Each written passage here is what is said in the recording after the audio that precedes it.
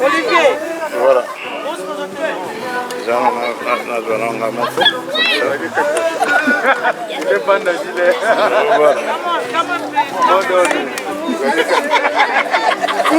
Vous êtes en direct de Full Power TV, donc votre chaîne de valeur. Nous sommes ici honorer notre fille. C'est nous qui avons commencé. Moi, Nazar. Bon, tout ça va choisir Belé. Tout ça va maman, tout ça va papa, ainsi de suite. On a pour célébrer comment moi la 6e classe en États-Unis, c'est vraiment une joie pour nous. Donc, aux hommes, nous avons vraiment ébélé à nous avons pour participer dans la situation où il y a joie. Il y a moi à la bisso, en tout cas, c'est bien. Tout à l'heure, vous m'avez à vous présenter, comme ça, on peut savoir sur la réaction par rapport à la situation. Donc, voilà. Ok. Bien. D'accord. Yeah.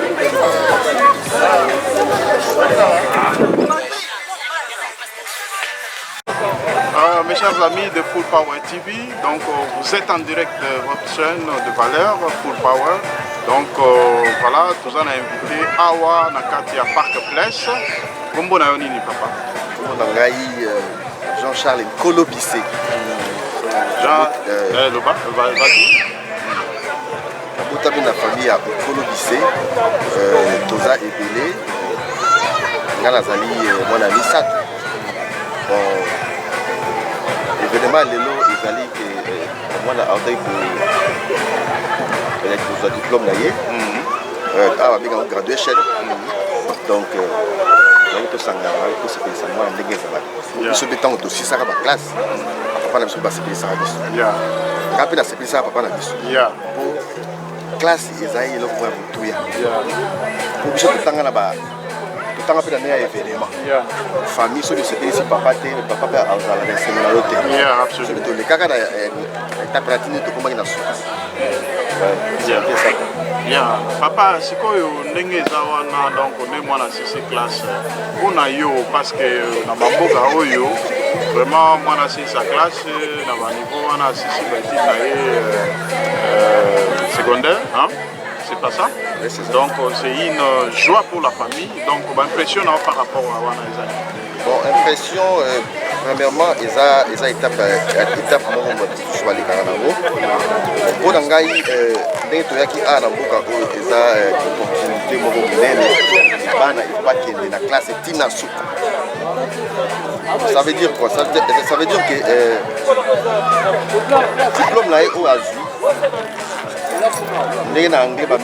Scholarship, ça veut dire que la bourse. Donc, dans scholarships, donc on a la lingala et la xinini. Bon, mais quand on peut expliquer un mot parce que la lingala et la xinini, moi na silisi na ba point ébélé. Ba point ébélé. Donc Azui babinga molinga. Les deux ont une distinction. Distinction plus de 80%. Donc c'est ça. Voilà. Une grande distinction. Depuis qu'elle a promis qui est avec ceux qui plus de 80%, on va scholarship. Il faut multiplier par effort. Ils ont un scholarship. Avant, on a donc Bani les a épreuves ça y a dissertation, il y a recommand. Mais c'est pas la première fois, papa, pour ne pas vous interrompre. Concours Moko et Passaki, il y a Bana, il y a État, et ainsi de suite, hyper important qui est encore. Bon, on a il y a dissertation. Il y a dissertation. États-Unis, donc il y a qui permis balai, donc dans le sens il y a recommand. Dissertation. Mais bon, c'est pour la question par contre, c'est pour la qui malgré papa c'est un peu moins mon sol. Moi on a besoin de dame. On qui combien? Et bango bana besoin de moins. Mais moi on a besoin qui combien? Premier a besoin de $100. Il y a mis balai avec $50. Il y a mis balai à naïwa. Non, c'est vraiment une grande joie. Aux homona, nous avons des parents, tant que moi na moninga, comme na niveau en tout cas il faut tout se péler, vraiment tout bête maboko, c'est la raison pour laquelle nous sommes tous allés on a reçu une image. Est-ce que tu as impressionné par rapport à la situation? Oui, c'est pas mal. Voilà, mais en attendant, il y a ça maman quelques questions par rapport à la situation. Donc là, moi, en Abango, quelque part, voilà, bien. Bonsoir.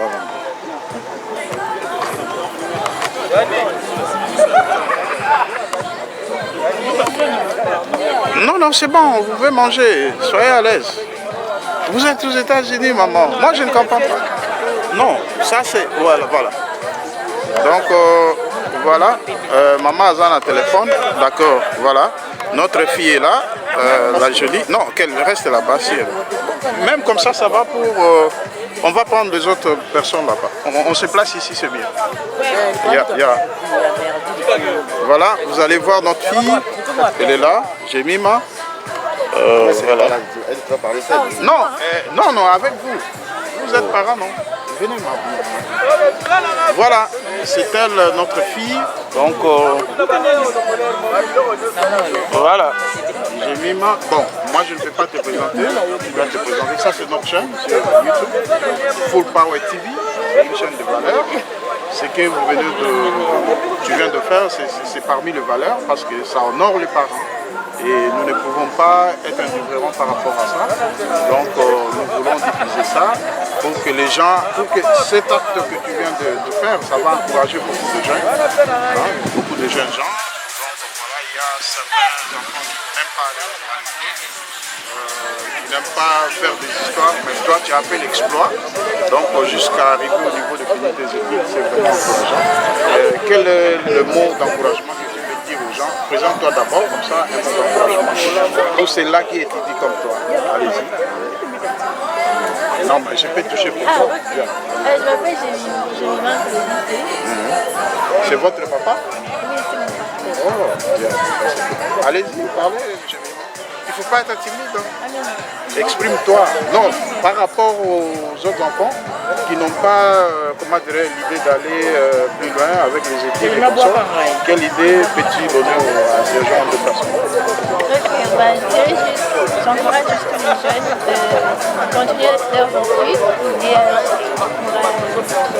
je dirais le siècle présent que nous sommes. Si vous ne travaillez pas, si vous n'allez pas à l'école, les gens ne vous prendront pas au sérieux. Il n'y a pas de considération, donc c'est important d'aller à l'école et aller jusqu'au bout. Qu'est-ce que toi tu comptes faire après ce que tu viens d'obtenir? Tu vas continuer les universités? Je vais continuer l'université et je fais la comptabilité et mathématiques. Ça c'est vraiment une excellente idée. Bon, par rapport à notre chaîne Power TV, qu'est-ce que tu peux dire par rapport à la chaîne? Parce que c'est une nouvelle chaîne ici. Désormais, on est en train de travailler avec les moyens de bord, mais toutefois, nous voulons maintenant désormais couvrir tous les événements à Iowa City, ainsi de suite. Pourquoi pas ailleurs? Si on nous invite ailleurs, on peut aussi aller. Mais toutefois, tu peux dire un mot par rapport à la chaîne? Je demande juste de vous abonner et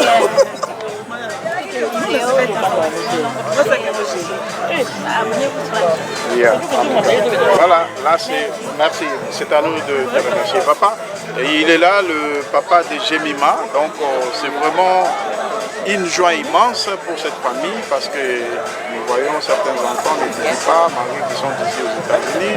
On voit notre fille finir ses études secondaires, mais nous sommes tellement contents, nous sommes vraiment contents, débordés de joie même. Alors, quelles sont tes impressions par rapport à ça? Ouais, mes impressions sont bienvenues dans le sens que tous les enfants doivent aller à l'école. L'école c'est quoi? L'école c'est là où on apprend pour avoir l'avenir. Donc tous les enfants, premièrement comme nous sommes ici aux États-Unis, c'est un pays de l'opportunité. L'opportunité c'est quoi? C'est là où il y a tout quoi.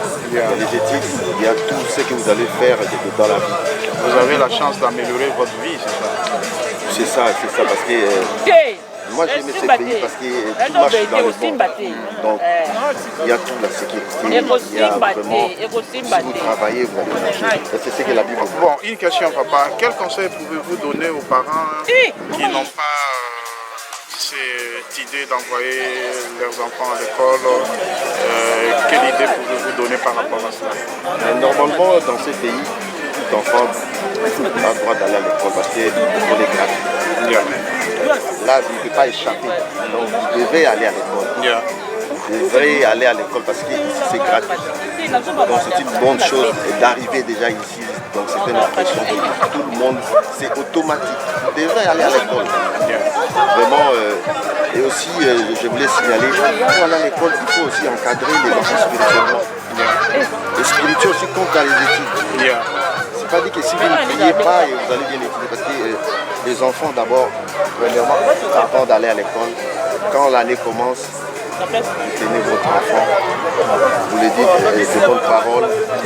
Donc tout ce qui est... Donc d'après vous, il faut associer les études des enfants avec la prière. C'est ça. Oui. Si vous n'associez pas les enfants avec la prière, donc ça ne va pas aller. Parce que les enfants vraiment doivent marcher avec le Seigneur. Absolument. Quel est votre dernier mot? Parce qu'on est encore là, nous sommes là. Et on va prendre aussi l'impression de beaucoup de gens. Voilà. Bon, je ne vais pas aider le mot, mais j'encourage toujours votre initiative. Full Power TV. Et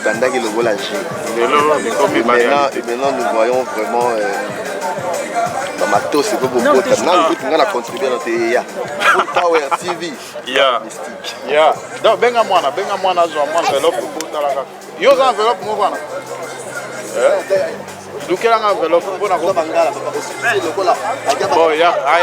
Bon, voilà, c'est notre fille, en tout cas, sincèrement. Au Moni, tous les parents, tant que moi, dans 6 classes, il faut vraiment tout CP là, parce que au moins, il faut pas d'opportunité.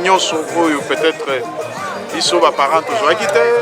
Tant que tous les na Bamboka, en tout cas, pas d'opportunité, il y a pour travailler dans l'instance, où il est possible, parce que nous, bon, tout ça, immigrants.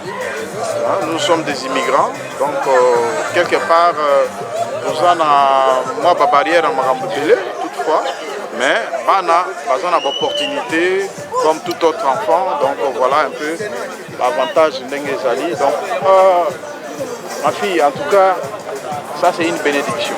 Aller à l'université, ce n'est pas une enveloppe, mais ça c'est bien, ok? Je vous en prie.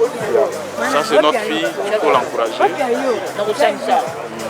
Il faut l'encourager, donc c'est notre fille.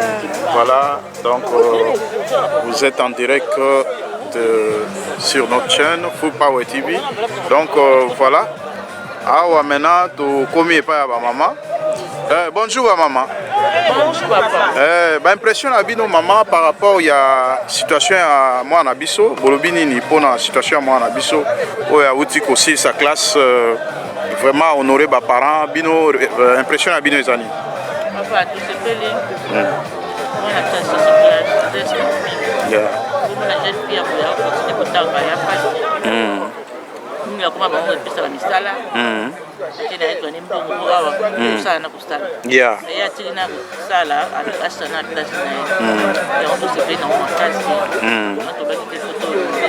Yeah. Yeah.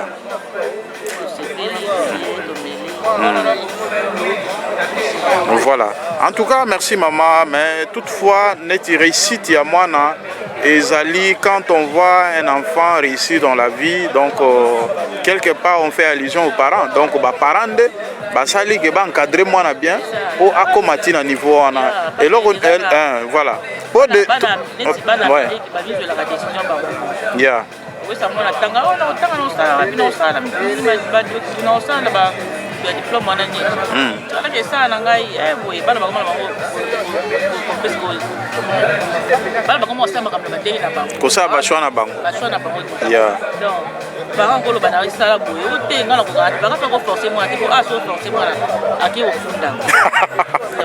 Ouais, ça c'est une réalité, hein? Donc malgré nous rigolons, mais c'est une réalité. Yeah. Non. Yeah. Ok. Yeah. En tout cas, merci maman. On a nini. Ce que j'en moi, deux personnes au groupe Sambote parce que eux ils ont Full Power TV 1, donc c'est une chaîne vraiment. Hein, maman. Eux ils allient.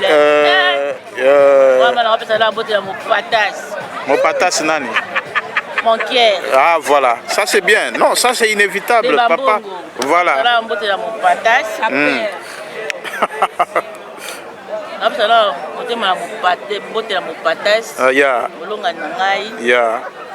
Après, na pesi mbote na bandeko na ngai nyonso ya yo wana linga bino mingi. Donc mingi. La copine na ngai to banana ya bomwana, pandi na ngai. Ça c'est bien. Copine na mukolo. Bomwana. Zo ba mukolo yozo ba bomwana ndé. Kolanda ete ata ma ya bomwana. Ta acheter. Oh ma ya bomwana to kola copine. Ça c'est bien. Voilà, merci Tosepeli. Bon, maman, yo peut m'impressionner par rapport à Oyo ndeko tu loba. Na liboso d'abord toloba merci non na parents. Parce que moi na po akoma na niveau akomi, c'est-à-dire qu'il y a éducation moi ya base de Alors merci vraiment coup de chapeau na papa Gisèle na maman Misha. Na wa malamu basali. Ya mi balé, j'ai mis ma azali qui est aza mwana parce que aza mwana biso ma campagne. Donc na eba chez moi arrêté, eba chez moi depuis ma campagne. Parce que azaki camarade ba na consort na de ba camarade. Donc c'est-à-dire que bana ya na ba avec maman leki, donc c'est-à-dire que na développer. Oui, ça c'est vrai. Donc je connais, c'est une fille vraiment. Et puis c'est notre fille, elle a vraiment une force. Alors, moni batono se bazara na kata mamba nzambe ko na tika bangoja. Donc mamba bangoja jour polele na ki na jour de l'enfant. Comme conseil na ebisaye, on va diplôme à high school. Ça étape à franchir. Donc, il y a encore d'autres histoires et donc, il y a bien la mathématique, la comptabilité, oui, c'est une bonne chose. Tozo, pas mon à continuer à atteindre l'objectif. Donc, dans le modèle l'Assemblée, je sais que le Seigneur a consulté, m'a ramené dans ce pays. Voilà. En tout cas, maman, merci pour la réaction par rapport à Nini, parce que tous parents ont reçu un abonné à Moninga. Alors, tu peux sur voir, merci Mingi, mais toutefois, tu as une question par rapport à Full Power TV. Il y aura déjà chez moi. Zamba Liboso, notre chaîne à Full Power TV.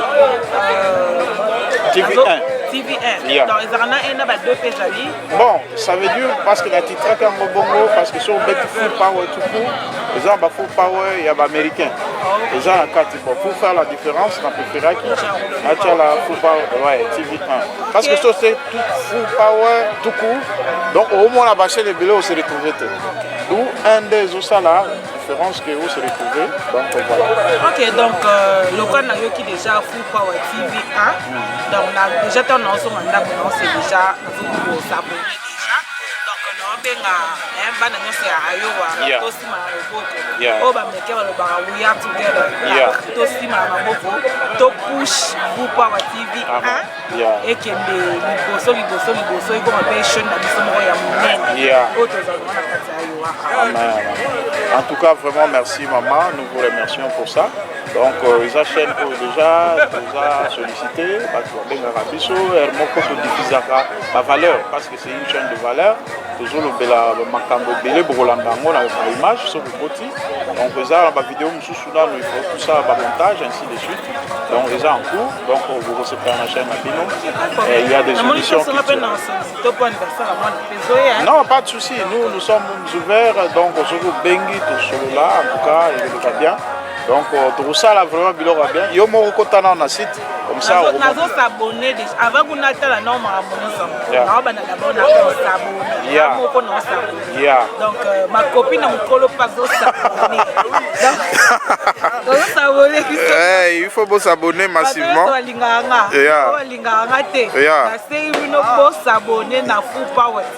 Voilà, c'est ça. En tout cas, maman, mot de la fin par rapport au lobby dans le vite. Mot de la fin. par rapport à ce conseil ici la raté ata biso ne peut toza awa si lelo bapesaka biso toujours baconseil donc malamu ezala chemo azokota ababango akata te nayebi ke kotanga na mboka oyo c'est très difficile parce que nga moko mpe je fais partie des personnes oyo bakendaka classe alors surtout ntango oza yo moko parent yo moko mama yo moko papa en même temps ozokende susu classe c'est pas facile parce que tant tozalaka na niveau ya Congo toyebaka eloko wana teke ya kefosala nalamuki na ntongo nake classe nazongi nayebi ke parent zali azosokipe na nyonso mais ce na moment oyo il faut en même temps oluka mbongo en même temps mpe fo okende classe alors soki oza na motema ya makasi te soki oyebi eloko ozoluka te okata mais soki oyebi ke na souffrir lelo nabamba pantalon lelo nabamba liputa lelo olobi naso quelque chose okanga motema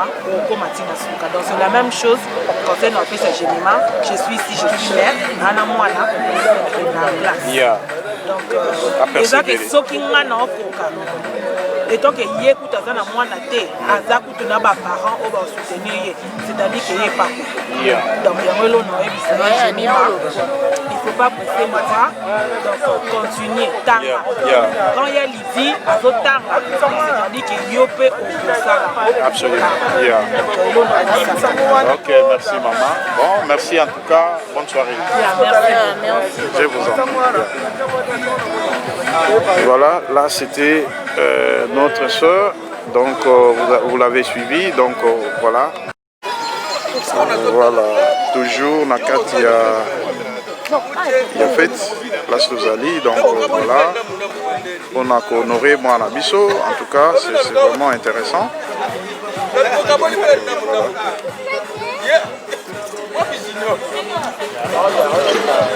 Yeah, ok.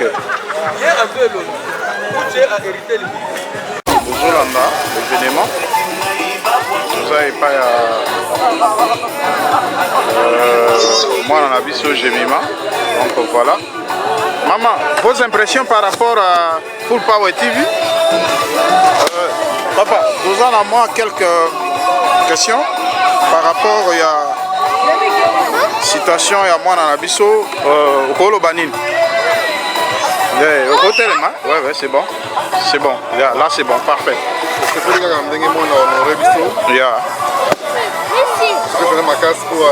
Travailler bien. C'est que ça va comprendre leur musique.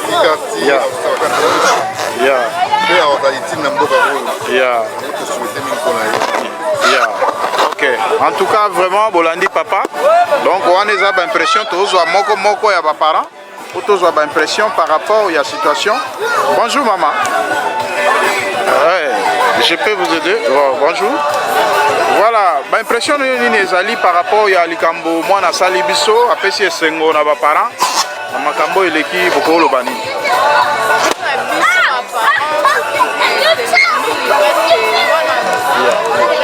Hey, go.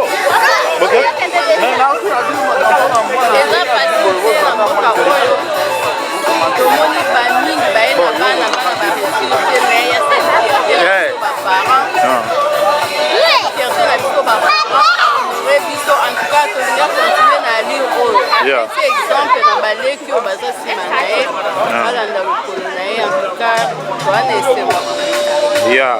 Maman, Webi Full Power TV. Full Power TV eza siko na Iowa nde toza en mesure ya couvrir l'événement nyoso awa na Iowa. Donc soko komi na toza sur YouTube, soko komi Full Power TV 1.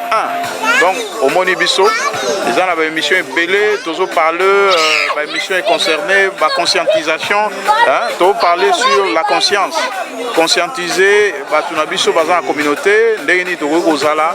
Il y a quand même de bavir, il y a beaucoup de choses ok tokoki nanzela peut-être à l'émission na biso et pour ça là que tout se rappeler na ba valeur na biso parce que nous étant que des Africains, des Congolais, nous avons des valeurs. Mais quelque part ce to comme na mboka bapaya to bossa na ba valeur. D'où dans nos émissions nous parlons de ça. Donc là on est au Loba pour la chaîne Abisso Full Power TV 1. Bon, c'est le bien, comme fait, tu as des difficultés,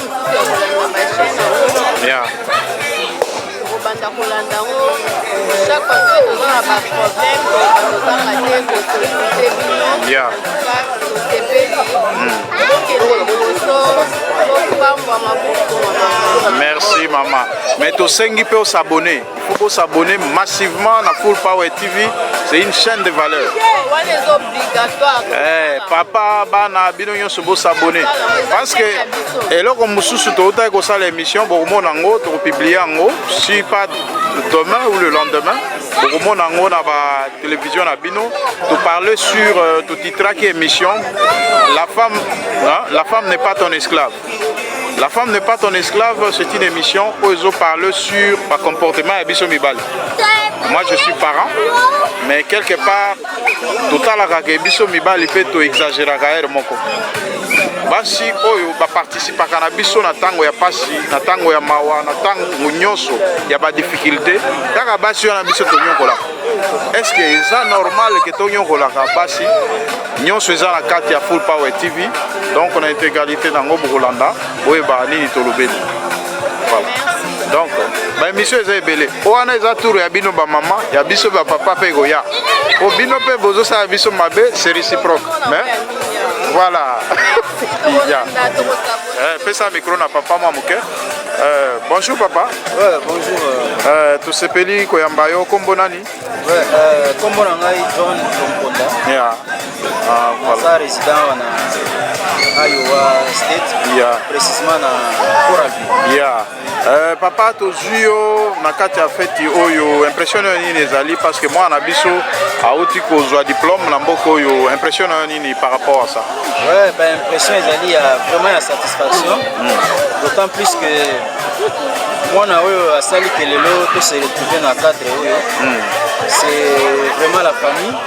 Je me rappelle au côté à Wanamboko pratiquement la même période. Bango va préciser que je crois 2 mois. C'est-à-dire que nous avons encadré nos enfants ensemble. Moni bana oyo banda classe les loyo ils ont couronné na succès. En tout cas na kumisi nzambe mingi na féliciter pe famille. Précisément ba parents, papa na maman na ye. Ndenge ba encadrer moi na les loyo. En tout cas, merci papa. Mais pour la chaîne Abisso net autour le Full Power TV, donc et là nous nous la Abisso par rapport à ça. Ouais, en tout cas, chaîne Oyo, ils ont vraiment la bienvenue. D'autant plus que vous avez support moko munene pour la communauté. Vous avez vivre vivre la situation est malheureusement quelque part média peut ça la défaut moyen accompagner kabiso ba makambo ezali donc vraiment chaîne au lobby Full Power TV 1 voilà Full Power TV 1 vraiment to sepeli mingi to yoka ke bino to bozali awa sikoyo en tout cas s'abonner comme il se doit to sensibiliser ba bandeko mosusu vraiment ba question eza lié na ba réalité na ba société na biso tellement ébélé et vraiment to manquer te chaque fois to yeba ko partager ngo na bino à travers chaîne En tout cas, merci papa. Nous vous remercions pour cette intervention. Mais je ne sais pas si vous avez un dernier mot. Bon, dernier mot, Zakaka ke na profiter na mon espace au Pessingaï. On a lancé appel na bande commission bakolananga à travers opportunité oyo. Vraiment bah s'abonner à la chaîne oyo vraiment bah soutenir yango de façon que ensemble tout peut s'en maboko tout est bah pour expérimenter question belé oyo eza lié na vie na biso na kati ya état oyo ya biso précisément na kati ya OK. En tout cas, nous vous remercions. Merci papa. C'est moi qui vous remercie. OK.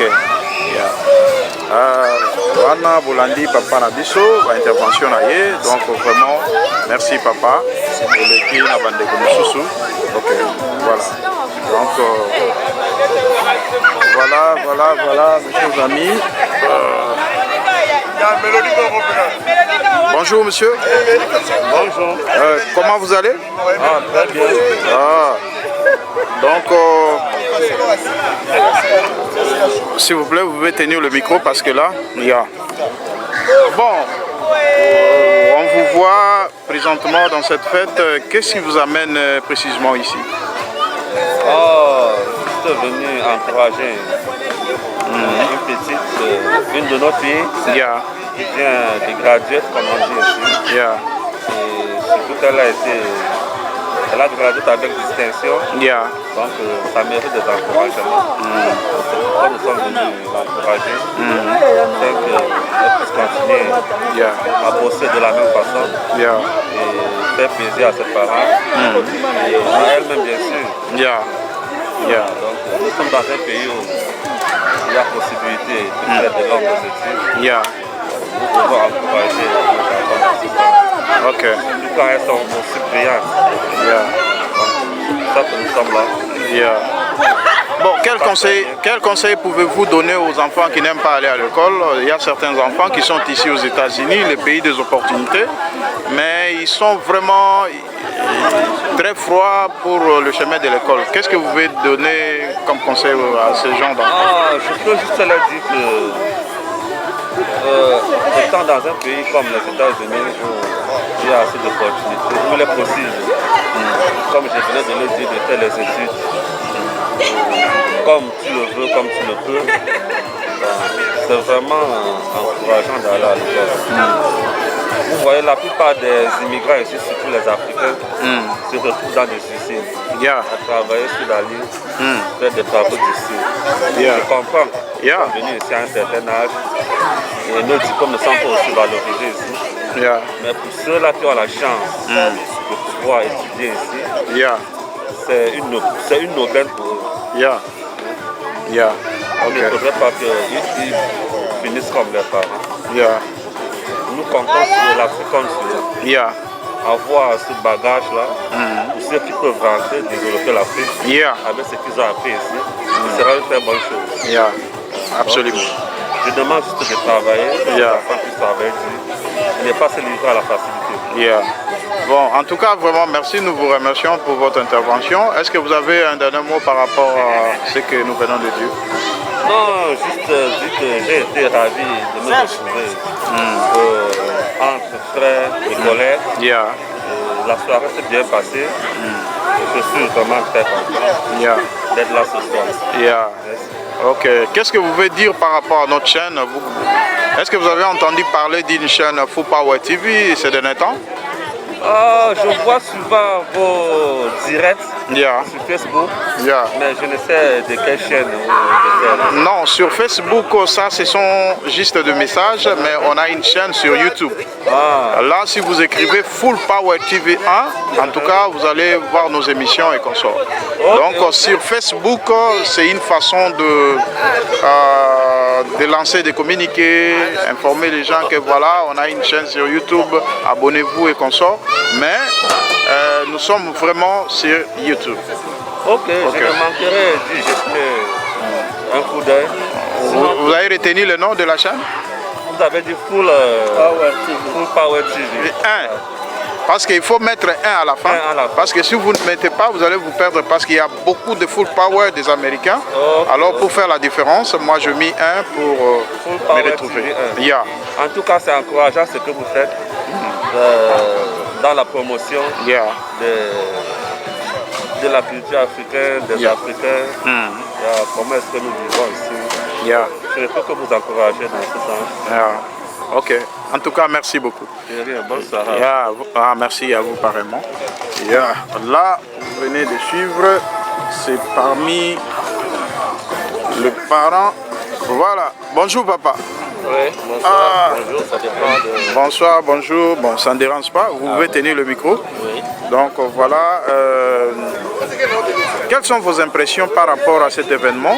Donc l'enfant vient de nous honorer. Vous, étant que parent, qu'est-ce que vous pouvez dire par rapport à cela? C'est un devoir de tout parent d'encourager son enfant. Après avoir effectué un parcours très brillant à l'école. C'est tout à fait normal. Ça mérite un petit rien comme signe d'encouragement.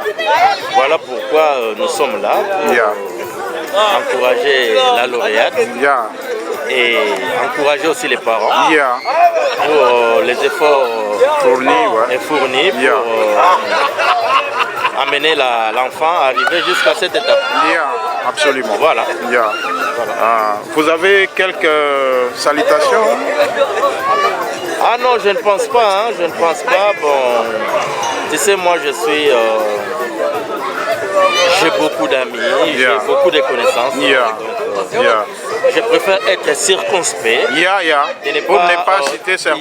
Pour ne pas citer certains. Les autres vont réclamer que voilà. Tout à fait. J'ai compris. Donc, quelles sont vos impressions par rapport à notre chaîne Full Power TV? Vous avez entendu parler de ça? Oui, moi je suis déjà un habitué de votre chaîne. Je crois que c'est ma deuxième intervention dans votre chaîne. Je connais ça. Donc, il n'y a pas de problème. Mais qu'est-ce que vous voulez dire par rapport à la chaîne? Parce que ici, chez nous, les Congolais ont l'habitude de dire que je ne peux pas mettre ma main sur cette histoire parce que cette histoire ne m'appartient pas. Par rapport à ce genre d'idées, qu'est-ce que vous pouvez dire? Non. Moi, je pense que des bonnes initiatives doivent être encouragées. Vous comprenez? Donc, vous avez débuté quelque chose et il appartient, comme c'est une chaîne de la communauté, c'est à nous, membres de la communauté, d'apporter notre main, d'apporter notre secours. Absolument. Pour l'épanouissement de votre chaîne. Vous comprenez? Donc, moi, je ne trouve pas d'anomalie de vous encourager. De continuer à travailler. Je pense que le travail est encore à faire. Il faut continuer à travailler. Donc voilà ce que je pourrais seulement vous dire. Parce que vous allez suivre dans nos émissions, on venait de faire une émission avec une dame concernant le comportement de papa. Ça veut dire, j'ai titré cette émission La femme n'est pas ton esclave. Donc cette histoire, ça a suscité un débat. Donc ça veut dire... par rapport à là où nous sommes ou bien par rapport à notre vie des Africains en général? Non, ça concerne tout le monde. C'est une question qui concerne tout le monde. Voilà. Ce n'est pas seulement ici parce que les gens qui résident en France, ils vivent aussi des choses pareilles. Vous allez en Belgique, la même chose. En Afrique, et ainsi de suite. Donc ça, c'est pour, je peux dire, l'humanité. Ce n'est pas pour un groupe d'individus, c'est pour tout le monde. Bon, vous allez suivre ça sur YouTube. Ok, il n'y a pas de problème. Je n'ai pas encore posté, mais le temps de faire ça on attend demain ou après-demain. Que vous puissiez poster cela. Et après avoir suivi l'émission, je crois qu'on pourra émettre quelques commentaires et puis je crois que tout ira bien. Merci papa. Ok, bon, c'est moi qui vous remercie. Merci beaucoup. C'est merci et réciproque en tout cas. Ok, pas de je voulais réciproque. Il n'y a pas de problème. Ok, merci. Merci beaucoup. Voilà.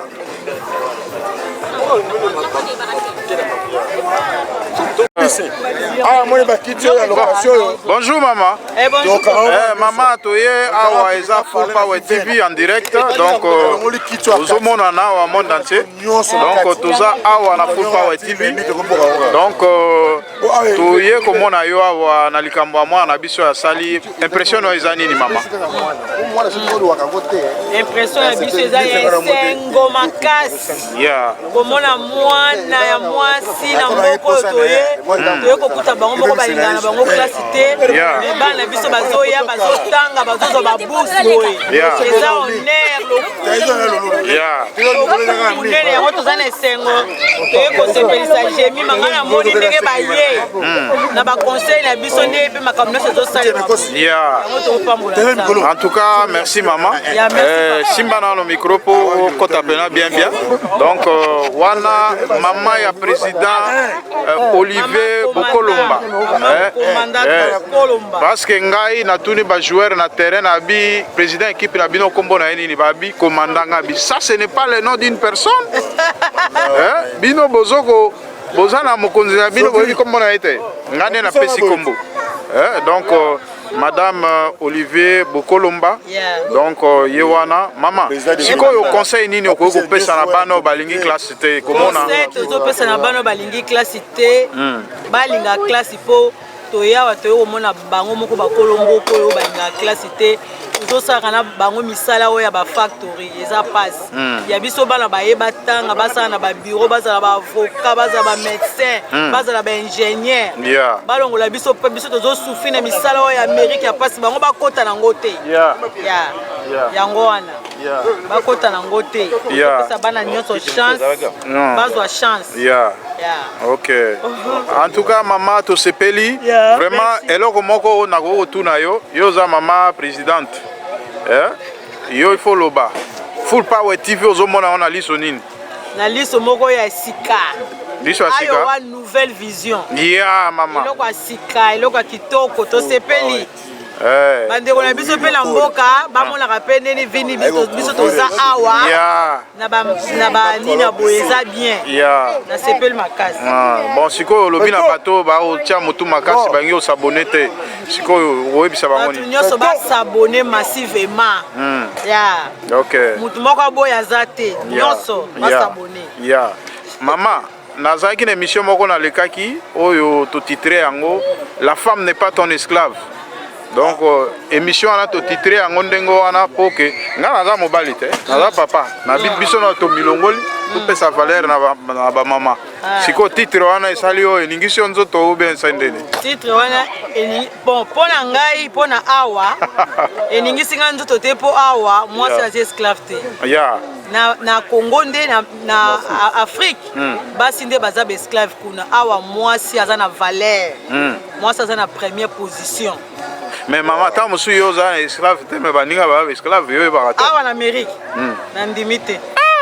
Bon, oui, tu as la télé-réalité. Na côté là, tu as tout le monde na côté là, on a eu information. Yo côté là, na Full Power TV, au monde a makam. Ok. Voilà. Merci. À suivre. Voilà. Tout l'équipe ya Yemoko, le président de l'équipe, le vétéran. Yewana Azali en chair et en os. Donc équipe naie. Et Betty Batoubaoutaki na bon Bokolanda. Bonjour papa. Bonjour et bonsoir. Wana Power TV. Voilà, comment on a les Batoubaye Baoli sur la bouteille. Bateau Bandela, une meilleure édition quoi. Olivier Bokolomba. Bon, président, l'impression est allée par rapport à l'équipe, pardon, Makamuna Noamana, parce que yo a double joie. On a joué l'équipe Nayo et gagné 4-2. Tout à qui wana, tout ça li reportage à image Bokolandango. Super lobby ou lundi Bokolanda ba image wana parce qu'il faut tout traiter en haut, tout en haut conditions. Voilà, par rapport à moi on a biso quoi aussi sa classe ya wa ba impression no ezani. Déjà fierté ma casse, ça ma fier quoi. Dans moi na parce que moi on appelle ça l'appareil l'autre, moi on appelle ça l'appareil à Baïsengo.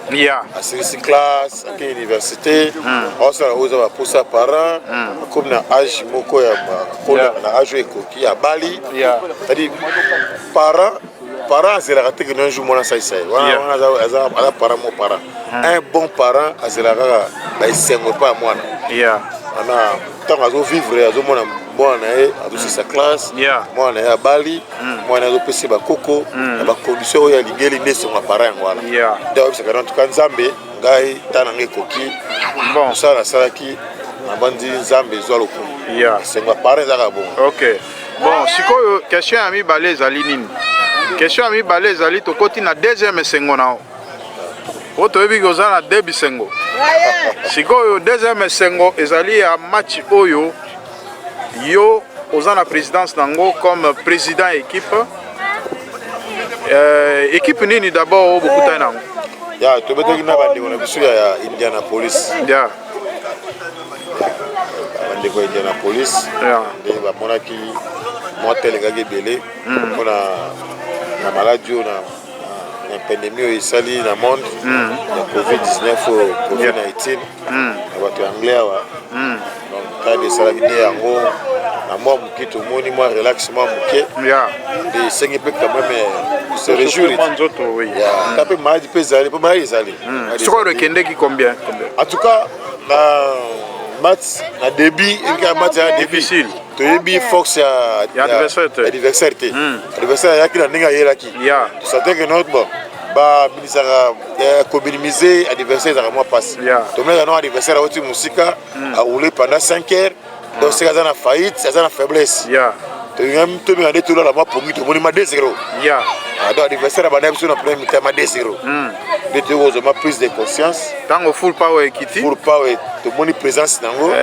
motivation amoni pe de konangai le kinangai wa sunga ngaza ba vice barosa kombi bengi bana to bengi ba leki to bengi ba yaya to bengi ba master ba sui matea bité photo solo là sololi peut te moni réponse nango na deuxième mi-temps bandi ya osamba ko te bilili ezali oui mo zaki témoin oculaire en tout cas to beti bango dabo dabo atai usobi bale usobi si bango dabo ba pesi bango dabo bango bataki biso na premier mi-temps ezaka 4 bizade bato bazoki na corona bazoki na kupeto yambi bango ka ndenge ezalaka voilà passé bien bon en tout cas président est-ce que match ezali esika barando ou bien match ezali loisir oyo ke tokoki kolongola ba antivaleur mosusu na kati ya football ndenge toyaki nango na Congo o mututele ya équipe boya koyoka na oyo te yo étant que président eloko nini ozoloba mpona biloko wana esila bon premièrement non merci pas oui poser question moza très capital premièrement na kati na studio tozona no via États-Unis d'ailleurs foot de ça les gens pour un bon côté parce que tout le monde travaille pose un bon mois aux États-Unis faut travailler tout le monde travaille il n'y a pas de chômeurs ici ça c'est un deuxièmement moni là où est-ce que bato bazali to ba nyamate est-ce que bato bazali singaka moi loisir ezala extrêmement faisala boza bato bozo vivre na mokili boza ko respirer de boza bato de moni santé pesa na besoin moi sport faut sport ezala pour sport joue un grand rôle na kata santé absolument de moto eza iska ya esika ya ba ketote esika ba rando te pour d'ailleurs que tu yemo na no sport ya yemo sport et peut se fair play donc ils a fair play ngiro bakeno zali lisano zali jeu auto bengi zali game moi na batu ba vani na kata via na ville Amérique ou va na Londres abengaka football na sport ils a game but to play game Glem ezali lisano.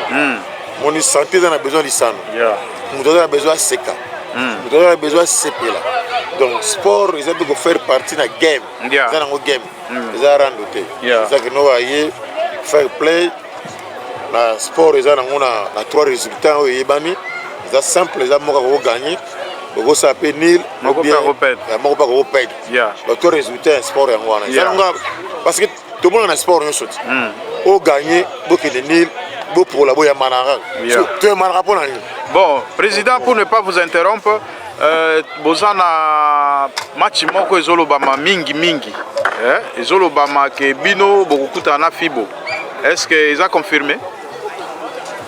Bon, na fibo, na vétéran pour dans tant que président pour un port. En quelque sorte, Ndeko Willy, il foot Power TV. Olivier Bokolomba, commandant, Aza président, il y a jeunesse, il y a sportif, il y a sport, il y a ville à Yomba. C'est-à-dire, il y a Fimbo, il y a les vétérans, il y a la président là-bas. Il y a la master, il y a Zande, donc, il y a le Komoko. Bon, dans le cadre de fair play, le cadre de play, non, il y a aussi les pour le terrain, parce que tu as 20 acteurs. C'est là que 48, plus de 50. Et comme des 3-4 équipes, tu as Kaboulapé, tu as Bélé, tu as Kaboulapé, tu as Béti Béti sur la mission. Pour te mettre à répéter. Attends, on accompagne Tyson, ils ont accompagné Morobin. Tu as sur 6 équipes, 7 équipes, ils ont Tyson. Si ma micro peut se faire une sélection, tu seras une sélection. Donc, tout le bagarre, équipe est bienvenue. Mais il y a 4 gars toujours à faire play.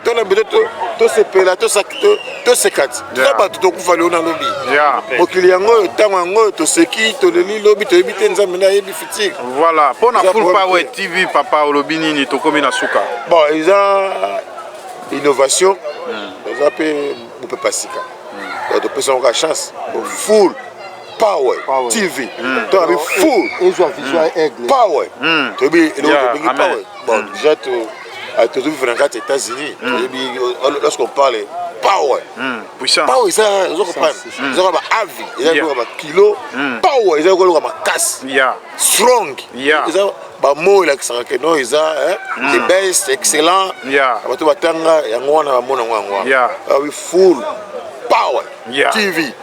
Bon mpona biso ndeti babiso boye moto pamba président ya vétéran président bajeune ya congolais oyo motopamba makambo nga na moni kuno apesika ya chance apesi ma chance napesi chance na pupa tetala kaka ye moko mpe mama moto mabondeli azosimba eloko talaka eloko osimba na mama taka ma paster na kati topesi yango kaka mpona biso tofula yango ke liboso.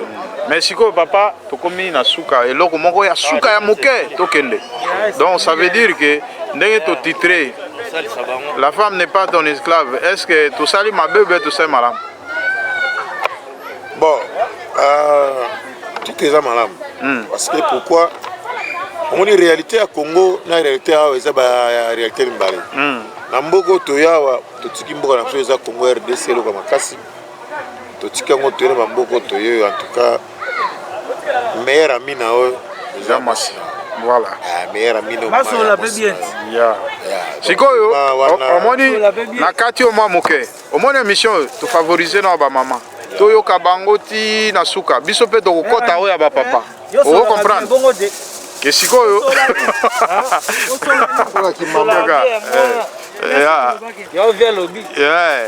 Sikoyo maman so solo liberté. Non, on aura une émission sur ça. Non, ne vous en faites pas.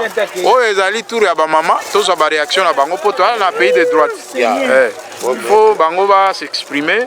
Toyoka ba réaction na bango et puis biso to ko entamer lisusu eloko mususu pona ba papa toye ba cause nini esala kake moi ba biloko mbilinga bon comprendre de toute façon bonsoir maman on est en direct des ala quoi ils ont rendu ça direct nous en pleine parc c'est moi là que j'ai mis ma colobis on a sali ma fierté c'est ici classe beaucoup comprendre l'ambiance on a direct moi babote moi masolo pembeni moi mburu ezalaka kaka bongo Full Power TV azama temps réel ma réel de temps réel donc tala faut je dois nazangi nguna maloba pour la sujet wana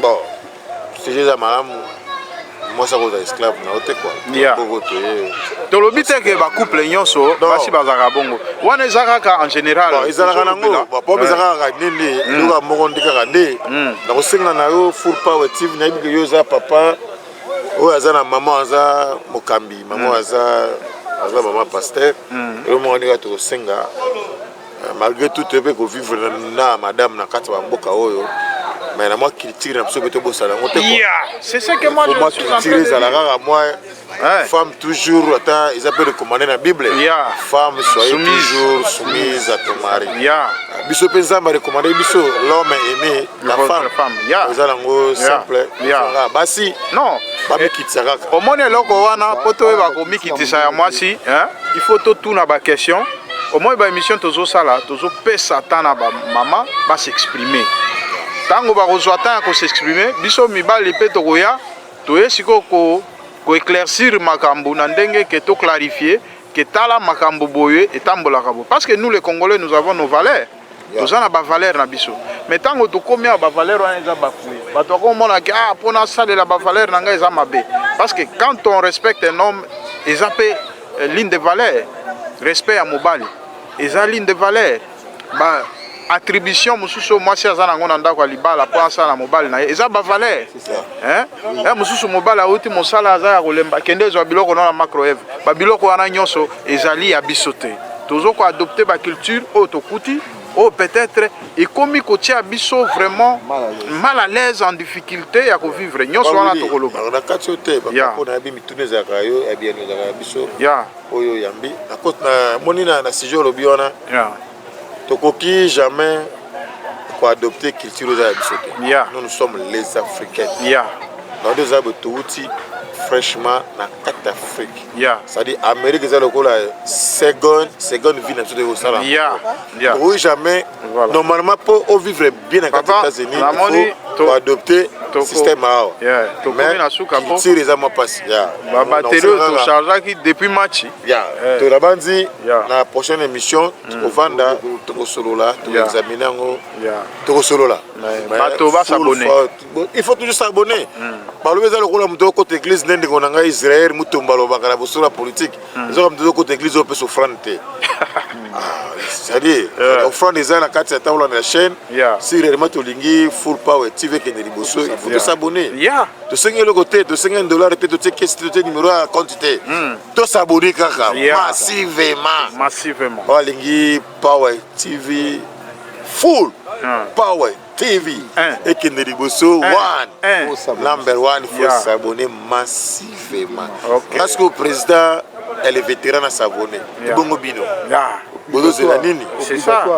Tous les joueurs, ils ont la Fibo, ils ont la Wapi, pas s'abonner massivement à Full Power TV number one. Voilà. Zero number one.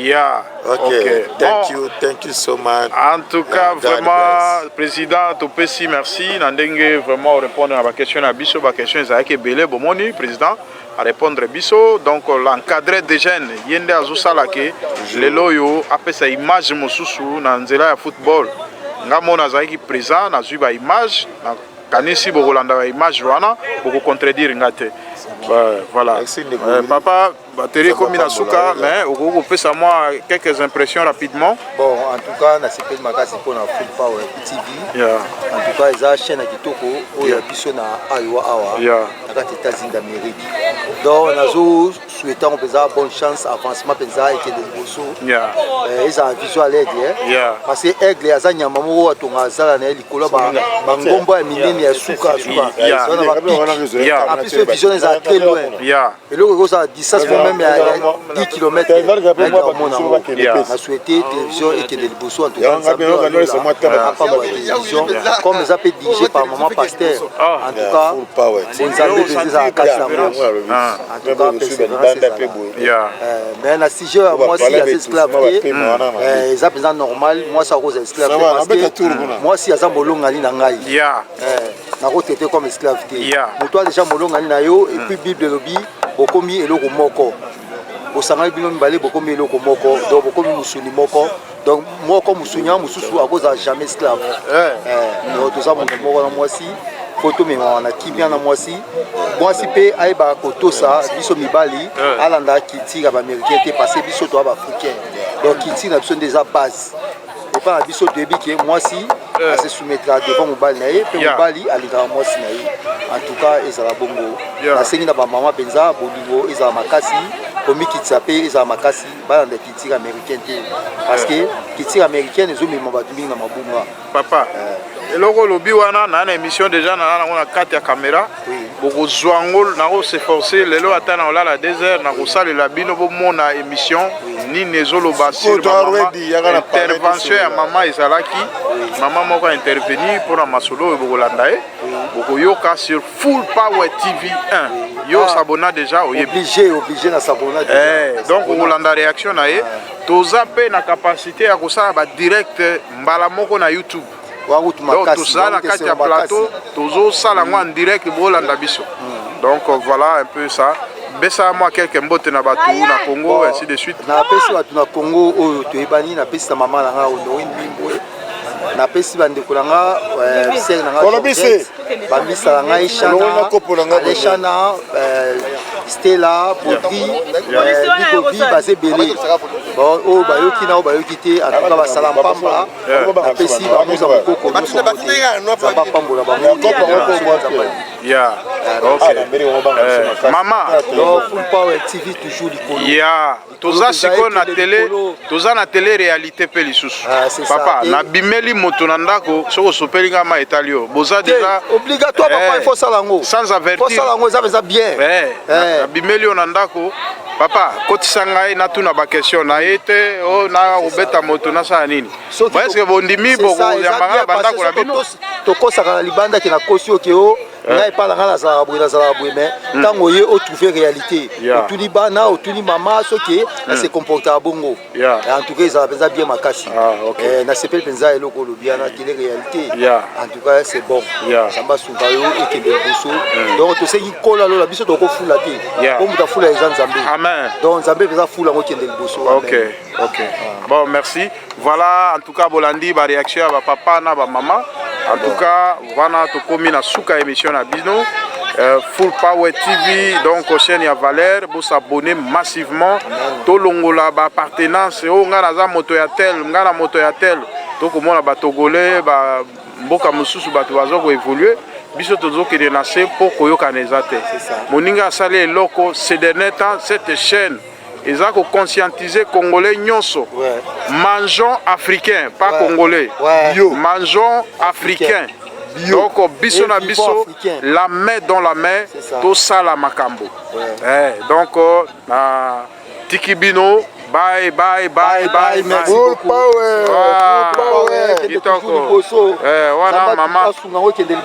Maman, tu regardes na kawele, kubangate. Tu regardes na kawele sans avertir. Maman, ça surprise. Na ABC, mais na aibi mokolote na yo mo ibi. C'est ça, il faut surpriser ça. D'accord. Bon, merci. Bye. Bye, merci. Bon, voilà, bozomona. Papa Nabiso, Yepé Azawa, ce sont des résidents permanents ici aux États-Unis. Donc voilà. Toye, tout ça, moi, quand on a cadre, peut-être pas aux abonnés les cadres. Quand on a un messenger, par rapport à numéro manana, comme ça on a informé.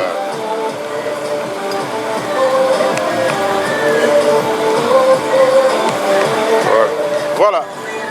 Voilà, papa, bonjour. Bonsoir. Bonsoir. Tout le monde a où est-ce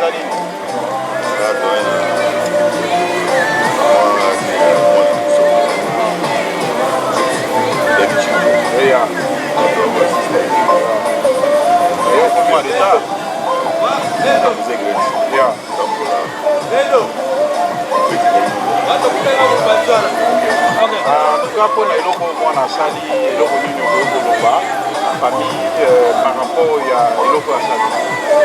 Locaux à sali, en plus sa famille fait la félicitations. Les bâtiments continuent de classe. Ok. Voilà, en tout cas, tout c'est béni. Moi, j'ai quelque chose par rapport à Full Power TV. Nous avons la chaîne Nabiso. Nous avons couvrir les éléments sur Iowa. Donc, nous avons un match pour la en direct sur YouTube. Nous avons Full Power TV 1. Nous avons vraiment une égalité à la vidéo sur YouTube. Donc, le Roni va impressionner par rapport à ça. Ça va bien. Donc, ça bien. Tu as fait le match. Non, ceux qui ont travaillé le match, peut-être qui ont dans la voilà. Et la chaîne, chaîne, on a Full Power. Donc, on a mis tout ça, on a débélé, abonné, tout ça là, mais toutefois, nous sommes fait contribution à la chaîne par rapport aux abonnés massivement pour permettre aux misos de progresser dans ma globe sur le programme installé dans la chaîne de façon utiliser de manière correcte parce que pour l'instant, nous avons la capacité à multiplier en direct sur YouTube. Pour cette émission, nous avons directement sur YouTube. Donc voilà, message de groupe est à la bande d'écho. On va s'abonner à la chaîne. Oui, ça va, on va monter ça. On va s'abonner. Pour tout le monde, on va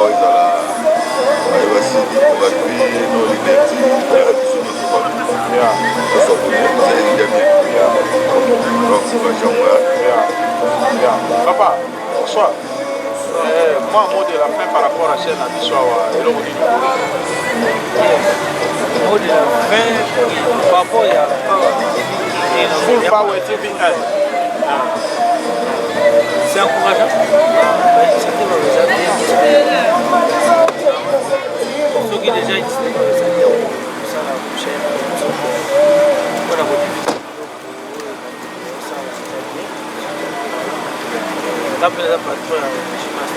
Yeah, okay.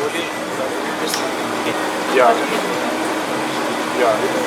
Et nous avons, yeah. On est ensemble. Donc, là, on s'abonne. Non, pas de souci. Donc, comme il y a un système mangeant congolais, mangeant africain, vous ne pas dire congolais. Yeah. Yeah. Wow. Oui. Donc, Xavier, Full Power TV. Non, 2 Goya, bon, tout le temps, parce que ce qu'on dit Full Power TV tout court, il y a des chaînes des Américains, il y a Full Power, il y a un Full Power TV, un peu ça la différence. Pour un Full Power, on a une idée que nous avons. On a Full Power. Alors on a parce que déjà il y a un combo. Il y a un mot préféré, il y a un combo na Yokaka, na TV na Super Pose, combo na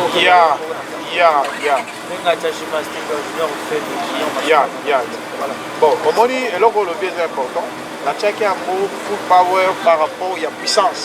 Donc par rapport à la puissance, et l'on va Makassi, donc voilà, c'était par rapport à ça. Bon, moi de la fête Zaline. Moi de la fête Zaline, encouragé l'initiative, puis nous avons fait événement à gradué dans high school, donc bon, tout bien examen d'état, donc diplôme d'état.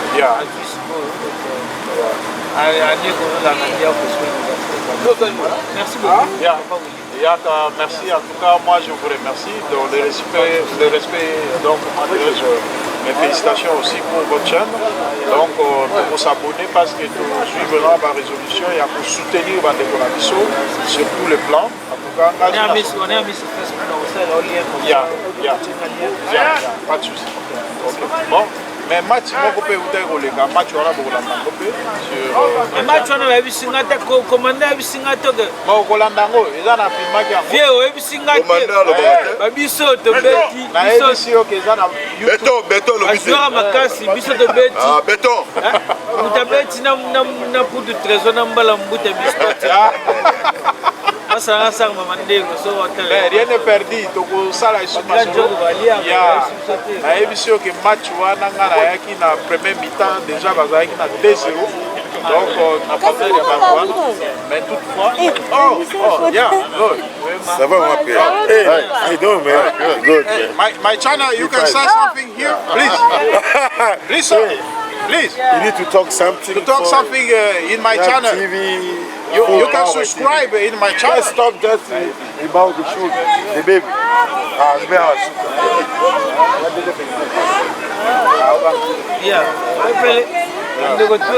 On est ensemble à Full Power TV 1.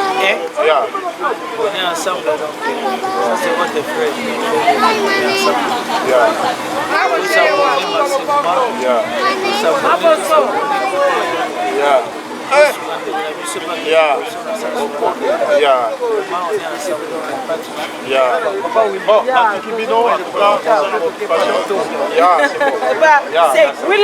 Maman, il y a quand même un mot de la fin et le réseau les gars, il y a souka.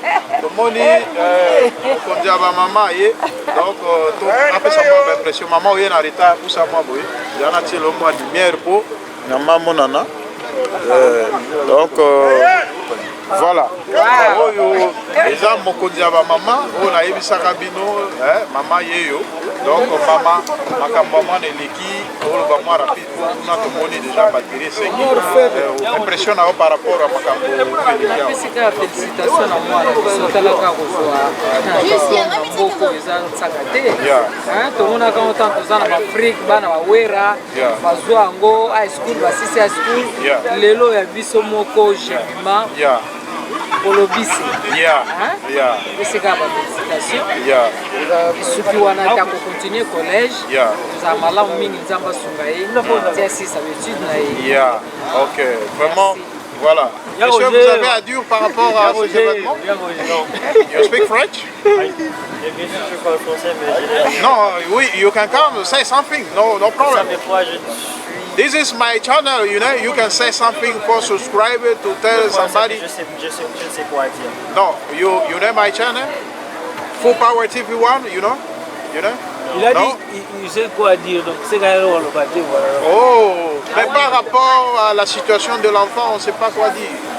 Donc, féliciter la famille par rapport à... Venez. Juste un mot. I don't even know so, Non, venez, ça ne me dérange pas. Non, vous savez quoi, j'aime pas vraiment. Ok, bon, il y a certains qui n'aiment pas la caméra, bon, ça va. Oh, papa, tout ça, papa Nabisoawa, papa Roger Manza. En tout cas, bonsoir, papa. Voilà, de Yambi, on a Full Power TV 1. Pour qu'on ait une batterie déjà CD pour nous faire reportage à match. On va décorer sur la bêta qui est l'équipe pour que nous mais en tout cas, Full Power TV tango ekiti. Tokutaki bandekora biso bazomene biso 2-0. Tango Full Power ekiti mbala moko, ura wana ekoti na ba joueur ba renverser 4-2. Donc ils ont vraiment exploit. Donc pour landango na YouTube, na zo préparer pour na bokango, pour landango na YouTube. En tout cas, l'impression par rapport à makambo mwana sali rapidement pour na moi batterie kuna. Yes. Nazana semo mingi po talaka mwana ya mwasi andimi kotanga tia azwa nini bakena bango high school au surtout bengaka diplôme d'état, voilà. Vraiment c'est à féliciter. Déjà facilité. Donc il faut pesa mwana wana bolone mingi. Courage mingi à continuer parce que awa mboka États-Unis za mboka opportunité. Donc féliciter vraiment à continuer Tina Souka. À sa classe de Tina Souka. À se retrouver dans très kitoko. Merci. Et là on dit on va parler rapidement pour na effort au basali parce que dans la boko yoni ba loisir au bana ba yoki ku ya bongo ba disuma na classe ya première zone na bongo là on dit au et pour nos parents félicitations tout d'abord pour l'effort basali pour notre quatrième donc déjà vraiment il y a vous séparer senga na bango bafoki bakadre mwana to bana toyebi makambo ezolekana na mboka na bana bakomaka batetu bakomolanda mbongo po basala tout ça mais bazela mwana bongo ekokoka donc toujours tosengaka baparent bazala makasi mpona bakadre bana bakomatina niveau ya suka basisa classe na bango po tosepela biso nyonso toyaki awa pambaki awa eza mboka po ya bana donc intérêt mingi eza mpona bana donc tokotika bango ndenge na te fo toencourage bango basala makasi bakoma ntina suka sikoyo papa mpona Full Power TV baimpression nini ezali parce que ces derniers temps Full Power akomi kocouvrir makambo nyonso ezoleka na kati ya eta na biso eloko nini okoloba félicitation mpona la télévision na biso ya sika Full Power TV1 félicitations en tout cas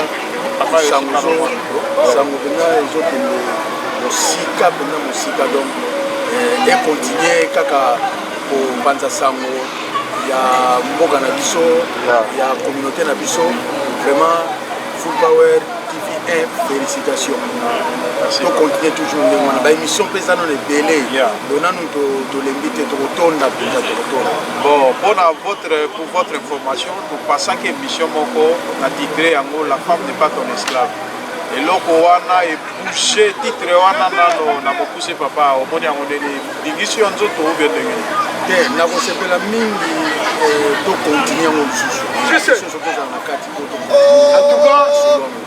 papa lekisa ye na média aya sans blague toyebaki mosi aza esclave mosi azali camarade mosi azali mwasi na yo mosi azali estinga na yo il faut vraiment du respect na madame aza esclave te osakana yo mpe mama soki toyoki koza esclave te Parce que papa, pour ne pas vous interrompre, Tozo Luka, nous sommes dans un pays où ils ont la liberté, la motivation, nous sommes dans un après, biso fait au Kokota, biso ya Bibali, pourquoi par rapport à comportement, mais pour l'instant, tu peux sur opportunité dans ma maman à se défendre par rapport à cette émission. Oui, c'est la défense de l'amour, c'est la défense de l'amour. Depuis ça, je vais répondre. Donc, il faut que vous ayez des part et d'autre. Papa, tu sais que non? Il faut que vous ayez des part et d'autre. C'est ça le problème. Bon, merci papa. Nous vous remercions. Encouragement à la Full Power TV. Merci beaucoup. Merci papa. Merci beaucoup. Là, c'était papa Roger Mwanza, message sur Bomonier, intervention de Genini à lobby, papa Lobara Malamu, Bolandi, en tout cas, vraiment, Macabonio Susan Malamu, et Tokutani à la prochaine occasion. Merci, merci. Ozomon Abat, Bazo s'est présenté, Bazo est mêlé, donc à tout moment, vraiment, nous avons Moutasuka et Tozo Yamba, parce que les Konaviso, Adali, papa Rabiso, Adaliao. Vraiment, il fallait le bar. Voilà. Voilà, Oyo Nekorangai, c'est bon, parent américain, voilà, il est là. Donc, papa, impression na yo, nano d'abord combo rapidement pour la monnaie batterie, ce qui est 4 ou 4. Olobini, il m'impressionne par rapport à ce au moins dans Salibiso à Olobini. Ok, comme on a eu monsieur Eric Boli Somi Baseki Lokombi. Impression à joie parce que bana kotanga na mboka oyo kosilisa et surtout que toza ba to uti na ba langue misusu toye ba s'intégrer et simbi bazui ba diplôme. Coup de chapeau à mes parents parce que c'est pas facile. La biso te fandara tu es bindeni na milieu bana biso bazo tangela. Ndeni ba milieu wana ali ba makamini le kakuna. Ti bana bazo ko matina suka boy. Et puis bah ceux qui étaient bah on continue bah on un peu plus loin. Nous ne pouvons que être contents. Une impression de joie. De totale satisfaction. En tout cas, merci papa. Pour le mot de la fin, abonnez-vous à la chaîne Full Power TV 1. Comme l'indique, number 1. Ok. En tout cas, papa, nous vous remercions. En tout cas, bonne soirée. Mais merci, même si tu as raté. Mais au Loba. Au peut s'en botter. Loba. Mbote zanga raté, boye bigara. Voilà. Qui na biso mbote toujours et à la gare. Je commencerai par saluer ma femme Mireille Kifukidi Moseka, Bolisomi. Mes enfants Jemima Bolisomi, Taril Bolisomi, Erika Bolisomi, Enoch Bolisomi. Sans oublier, Emmanuela. Ouais, classique. Ouais, on a na Bachelor, na Palais, Bachelier Ali, Taril Bolisomi. Assisa Ginzela Mona, Nandekone à Moisiawa. Wana Zali deuxième nanga Sirisi na États-Unis. Donc, 2 buts marqués à l'étranger contre double, donc j'en ai 4. C'est un football, ça dit 4 quoi. But marqué à l'étranger. Donc continuer comme marquer babu. Dans beaucoup de bandes de surtout il y a Canada, Alain Kambaji, Alain Bonkela, Mbote na bande de Konanga, il y a France, je vois là Eric Kofo, Godard Babela, Thierry Lobe, je vois na Afrique du Sud, na tout le monde a beaucoup de Lotéonga, dans les Kinangaï propre Rachel Amba, neveu Nangaï Jérémy Mongou. En tout cas, Mbote, Mingi, na bande de surtout de par le monde. La Kinshasa, na beau sanité, tout ça là-bas. Famille Monene, Alikuna, précisément na Noko Nangaï Zulu Menga. La petite nanga dirkab ya bureau oya ibarate. Guy Boele, petit nanga toujours. Ouais. Donc vraiment Bambote na batunyo surtout bon c'est reconnaître na Brazzaville parce que j'ai eu à passer 14 ans à Brazzaville. Hein? Ouais, nous avons salué Eugène Lula Mbemba. Nous avons salué Vincent Maseluka, petit nanga Ouera na Brazzawana. Nous avons salué à travers nous surtout il y a Emmanuel Security. À travers nous Emmanuel Security, je précise. Yeah. Ouais, nous avons salué Massanga Dadouane, ambassade des États-Unis à Brazzaville. Yeah. Massanga Sostène Gervais Mambou, ambassade des États-Unis à Brazzaville. Il peut s'abonner au Hollande. Bon s'abonner, oh tout nous avons bino bon s'abonner déjà dans Full Power TV number one. Papa Roger, bonsoir. Koulou tu es wana nazolanda. Dirait que l'arabe est là, Koulou tu es bamdiaka donc dans la kaka. Dans bote na bande konyoso ya basi mibali. Pasteur nanga Baigon Djibou na Brazzaville. Vraiment na bon Junior Mundele, petit nanga Junior Mundele na Paris Neymar numéro 10. Nzakomba ya forme Junior Mundele. Jimmy Mbonda Folie, Tumbaro, na Paris. Je salue Papi Bonga vainqueur. Papi Bonga vainqueur, Ndekolanga Mbota trop. En tout cas, il y a bino yo bol si yo bozomo na tendance rayon. 50 ans mais nous avons 18 ans. Nous ne lâcherons pas l'affaire. Nous allons coloniser la mentalité de... Voilà. Mbote pena yonde kodanga wilina libote no mbaba bikoli. Bikoli nyoso mbote na bino. Pesi bino vraiment kitoko. Tous les Congolais. L'amour du Congo nous devons tolingi Congo mingi to alia wakaka pona bino. Mangeons africain, mangeons africain, mangeons africain. Donc voilà, Hollandi, donc unité de Togosa la force. Tout travailler dans l'unité, en tout cas, où ils achètent des valeurs, où yoki biloko ni neleki, mais finalement, papa oza eloko. Donc on a besoin de repérer maman nanga botenga ma mère biologique. Hortense Bolissomi. Hortense Bolissomi depuis la Belgique. Et mon petit frère Dondi, Don de Dieu, Ouzalibara. Donc vraiment, nous dans la Belgique, maman m'a donné la Belgique, Charlie Lupumba la Belgique, MKM Mintengu la Belgique.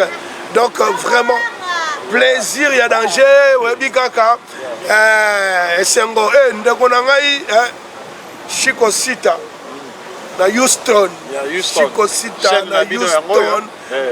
Master s'abonner au CPLA mamba bien côté quoi. Full Power TV vraiment. Oui. Je recommande à tous les amis des États-Unis, de Kinshasa, de Brazzaville, de Londres, du Canada, de la France, de la Belgique, de la Suisse, de la Hollande, vraiment partout ailleurs. Abonnez-vous massivement à Full Power TV. Voilà. Number one. Merci papa. Là, Bolandi, papa Nabiso, Eric Bolissomi. À la prochaine occasion. Merci. Ciao.